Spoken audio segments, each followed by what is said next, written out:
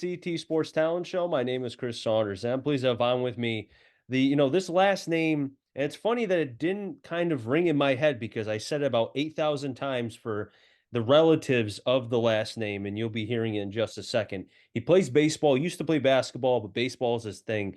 John Pergola is with me. John, I appreciate you coming on, buddy. Thank you for having me. It's crazy because the amount of names that I've seen, it's like now I'm getting to that age now, where I've called like, think about where it's like prime example, like I could have called a brothers game, right? I mean, we're Yeah. getting depending on the age difference, and it's getting to that level. And for you, I had called many of your cousins' games. Bree is the most notable one, but they're all notable in and of itself. Um, I just got to ask you really quick before we get into everything else, and before I forget, also John is from Torrington, plays for the baseball team, as I mentioned before. Having that last name, is it fair to say that it's kind of like a lineage name in Torrington? Is that true? Is that fair to say? Yeah, it is pretty fair to say. You go around town and, someone asks what your name is, and then as soon as you bring up the last name Pergola, they're always like, "Oh, yeah, we all know who you are." My dad has 5 brothers, so we're Right. kind of well known.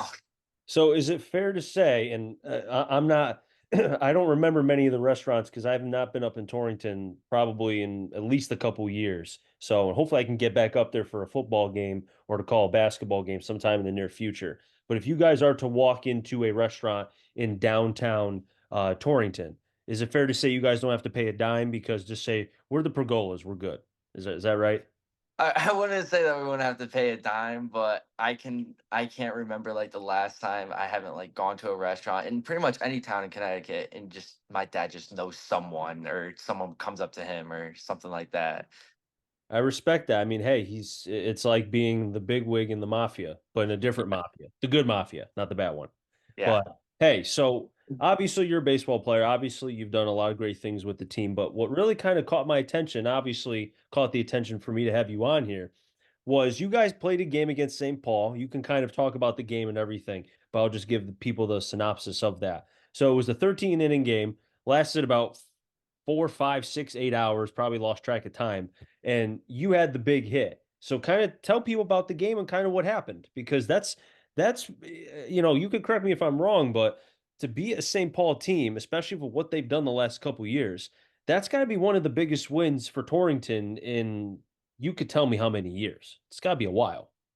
Yeah, so it was probably the biggest win that we've had as a program in a long, long time. The last time we beat St. Paul was in 2015. So you could probably just imagine all of the pain and suffering that we've gone through since that game that we won. But yeah, it was a fantastic game. Tell me a little bit about kind of I mean again, 13 innings is a long time. I mean, you guys, I mean, what time did the game end? 11 o'clock? The game actually ended at I believe it was 8:45. Really? See, so I went off the pictures. Okay, so you guys must have started then at what, 4 o'clock, five Started o'clock? at 4 o'clock. Okay. For six, because again, I went off the picture and I was like, wow. When I hear 13 innings, and because I know a lot of times some of these games start at like 4, 5, some start at 7.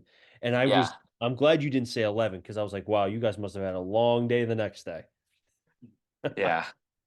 So obviously going into that St. Paul game, I know that they're not the same team as far as with the big names they had the last couple years, but they're still very competitive. I know Logan Remish is going to Wolford in a couple years. They've got some other talented freshmen, sophomores, etc. So you guys knew what you were getting yourselves into. And like you said, 2015 was the last time you guys won. That's a long time. You guys were probably thinking about like what was on TV on Nickelodeon or something, not even thinking about St. Paul, right? So now fast forward and you have an opportunity. You guys had a really, really good season up until that point. And like just take me into that game, man. What was it like? So before the game, we always have like our little pregame huddles, and my assistant coach, Coach Banshee, he was just like, boys, we haven't beat this team in a long, long time. And at that point, we didn't know it was 2015. He was like, but I have a feeling today, like today is going to be the day. And we were like, yeah, let's get right into it. So like first inning, St. Paul's up. They have bases loaded first inning, and I'm sitting in the outfield, and I'm like, "Oh, well, here we go again." It's a typical way that, we always play St. Paul. Um, but our pitcher, he got out of it with only allowing 2 runs. I was like, "All right, 2 runs. We can come back from that." Yeah. Um, then in the bottom of the first, we ended up coming back and scoring 2 more runs. Mhm. So it was like, all right, so we're kind of in this. And then that was the start of 12 long scoreless innings. So it almost seems like to me where both of you each kind of got your punches, right? I mean, I've always believed, and my broadcast partner for football always says this: styles make fights, right? Same thing for boxing, UFC, all that kind of stuff, and for any sport, rather. So St. Paul landed the first punch, right? In a way, but you guys were able to avoid the big four. I mean, if they scored 5, 6 runs on you in the first, maybe you guys don't come out with that same energy in the bottom of the second, and then you're able to tie it, right? And then you Yep. go 12 innings of scoreless. I'm sure there was some traffic on the bases, etc. Yeah, wait, so I said 17. We left 17 runners scoring position, or 17 runners on base, sorry. How many did they leave on base? 15. Oh, that's a that's kind of like an odd game, basically. Yeah. Yeah. Yeah. Jeez. So it was almost like in a way where both pitcher it was almost like in football terms like bend but don't break. The defense or the pitching didn't break, but you guys, a lot of hits and guys on base, right? Yeah. Okay. So what was going through your guy and more so your head as the innings are dragging along and it's like it's almost like your hands in the cookie jar. You almost got the cookie, but then you don't got it because of X, Y, and Z. So that must have been taxing mentally too for both sides. Yeah. So it was kind of like, as the innings just kept on going and going and going, you just started to like feel like this is like not this is like going to be a long, long game. Yeah. And half of us were just like, oh wait, we can't wait for it to end. But like probably by fifth, sixth inning, boys in the dugout were all like, we feel like we have this game. Yeah. Like, every inning, we've been out. We've had more runners on base than them. Mhm. Like we're actually like getting hits, getting runners on, but we're just can't knock them in. Mhm. So, and they didn't really do that. So like we were kind of like, all right, we're on to their pitching. Our pitchers are throwing a gem. Um, we believe that we got it. So with the inning that eventually ended up being the game-winning hit, talk to me about that half inning, right? Just take me into that whole thing from how it started, when you came up, the mindset, everything. Take me into that. Pretend like I wasn't even there. Tell me all that. All right, so started off at the 9 hole, so I went 9 top, Okay. and I'm the leadoff batter.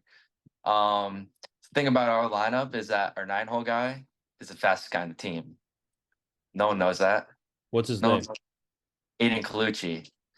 Okay. So he gets bunt sign from coach in the top of the 13. He gets on, he bunts for a base hit.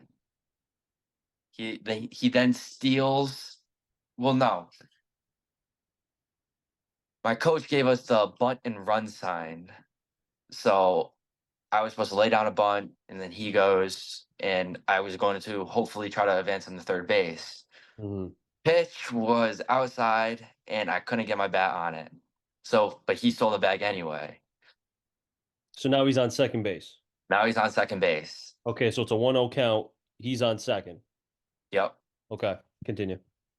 Then we're on the next pit. Like before the next pitch is thrown, the Mhm. pitcher goes to try to pick off at him at second. Goes by him in the outfield. He goes to third. So I'm up here like, oh man. Game I'm winner's like, on the line here. yeah. And there's no outs. I'm like, oh gosh. All right, we got this. We got At this. least you know you're not And bunting now. so we already tried one suicide squeeze that game too, and it didn't work. So I was like, all right, I was expecting him to put it on again. I was like, Yeah, we got the fastest guy at third. Why not? yeah. But he didn't give me the sign. I was like, all right, I could hit away. Um, he throws me another strike. So, because we were like, I always take a pitch. I always make sure I see a strike. Just, that lead off mindset. Just, you know, s- work his pitching, Mhm. um, and just see everything he's got. Um, I'm thinking to myself, I'm like, I just got to put the ball in play. They had a whole infield in. I was just focused on putting the ball in play Mhm. because I knew we had the fastest guy at third base. I was like, well, as long as I don't pop it up in the infield, you know, he will score. Yeah. And I have like the mindset like not a lot of guys do nowadays. Like I know who I am. I know I'm not no power hitter. That could rip one over the guy's head in the outfield. So I just try to focus on my line drives. Mhm. And he threw me a 1-1 curveball inside, and my eyes just kind of like lit up. And I've never been that good at like reading the curveball out of the hand. So like when I saw that I was coming inside and not going outside, I was like, all right, I'm just going to turn around and try to just slap it. Yeah. I slapped it right by the third baseman. He comes home to score. And I remember I was going down first base. I don't even know what I was thinking. I was just jumping up and down, and then I touched first base, and everyone just comes running at me. And it's probably like one of the best feelings that you could ever have. Have you ever hit a game winner or done anything in sports like that or no? Never. Never hit a game winner like that ever. Wow. And you think about you being a senior too. I mean, there's a lot of last first, right? Last first game in your selective year. Home games are probably going to start coming up too, depending on, again, playoff scenarios and such. So to get a hit like that, especially against St. Paul, I mean, it's 2015 last time you guys beat them.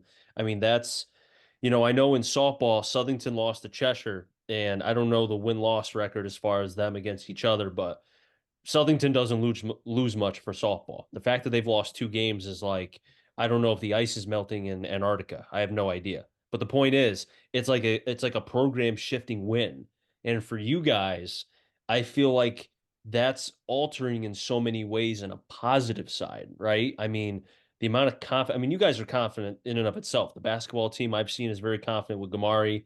Gaitan does his thing with Torrington. You guys are always very competitive, regardless if you guys are having a bad season or not. You guys believe you guys can win games regardless of who you're playing. So for you guys to be able to defeat St. Paul like that, that had to be such a boost for you and everybody. Yeah, it really was such like a boost, especially like how we went into the game. Because we went. I believe that week we also played in Sonia, and our coach at the beginning of that week said, you know, let's try to split the week. Do what we can. Um, and we were expecting it to go the opposite way around, and we ended up losing to Insonia. Yeah. Um, and so like now to like look at it and be like, all right, well, we beat St. Paul, but we lost to Insonia. I think we'd rather take that than the other way around. hmm But like too, though, you know what you probably did wrong against Ansonia. I Yeah, mean, you think about the NVL tournament, and I think it's even though Woodland is obviously excellent, excellent team, but I've learned in high school sports, anybody can win on any given day. I've seen teams win that had no business of winning if you just based off of the record. And I think yeah, for you guys to be able to have that game now, mind you, if and when you play them again in the NCAA tournament, or not NCAA tournament, but in the NVL tournament, now NCAA would be funny, but the yeah. NVL tournament, that's going to be, I think, you're probably going to get their A game. So now you got to match that, and who knows? Who knows what's going to happen in that game? That could be, the sequel to a very very good movie. You know what I mean? It really could be. And like you said, like anyone can win any game. hmm When we went against Woodland, we put a 4 spot on Michael Belcher. So we're really confident in how we're approaching every game. A record doesn't really show that. Um, we're like, I believe we're 6-5, 7-5, something like that. But Mhm, like the games that we lost, they're mhm. close games. We're not getting blown out by anybody. And the Woodland game, you said what you put up a 4 spot. What was the end result of that game? I think we lost 9-5.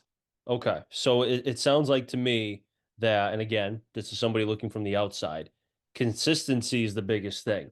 You guys Yeah. in a 7 inning game will look like an undefeated team for an inning or two, and then you look like a team that's lost quite a bit, right? Because the consistency factor, whatever that is. If you can put a complete game together, which I'm sure you guys are striving for, you can beat like any team if you play a complete game and you have the horses. You can beat anybody, a Woodland, a Wolcott, anybody in Class L. If you guys are an L, you can beat anybody, right? Oh yeah, I feel like our team has the capability of beating anyone in the NVL. We beat St. Paul. We just beat Nagy. Personally, I think we should have beat Wolcott. Mhm. Um, You we had just Woodland too early on. You said 4-0. Belcher got hit. Yeah, yeah, we. I mean, Woodland's a great team. Woodland is a excellent. great, great, great team. So Budis, he had a game against Wolcott. He went 4 for 4. He had a bunch of strikeouts. I mean, he's a freakish athlete. Very good basketball player too. yeah, he really is. So, but hey, John, I appreciate you coming on. This was a lot of fun being able to talk with you. Congratulations on the big hit, man. And hey, just put that once the light goes on for you guys, I feel like it's going to be a whole different ball game. So, best of luck to Torrington and the rest of the way. Thank you, thank you. Now, wrap things up here in the CT Sports Talent Show. So next time, stay safe. Remember, CT stands for Connecticut Talent. I'm a jury find them all. Enjoy their shit, everybody, and be well.